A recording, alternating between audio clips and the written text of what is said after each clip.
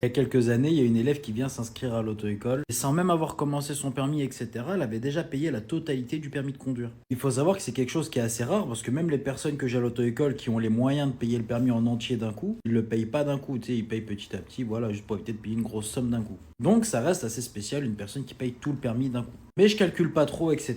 Elle fait ses leçons de conduite, etc. Elle a fait son code. Et là, pendant les leçons de conduite, je vois, elle est paniquée parce qu'à chaque fois, elle me demande combien elle va faire d'heures pour avoir le permis. Et en gros, elle veut vraiment savoir si 20 heures, elle aura sa date d'examen et ça lui suffire pour avoir le permis de conduire ou pas du tout. Moi, tu vois, comment je suis en conduite, je commence à lui expliquer. Voilà, c'est que tu fasses 20 heures, 22 heures, 25 heures, 30 heures, faut pas que tu bloques là-dessus. Sauf que j'ai oublié de penser que chaque personne était différente, tu vois. Et elle, à chaque fois que je lui disais ne serait-ce qu'une heure au-dessus des 20 heures de conduite, elle paniquait, elle était pas bien. C'est que par la suite que j'ai compris. Cette personne, elle avait fait un crédit à la banque pour pouvoir payer son permis de conduire, pour espérer réussir le permis de conduire parce que derrière, elle avait une promesse d'embauche pour un travail. C'est cette personne qui subvenait aux besoins de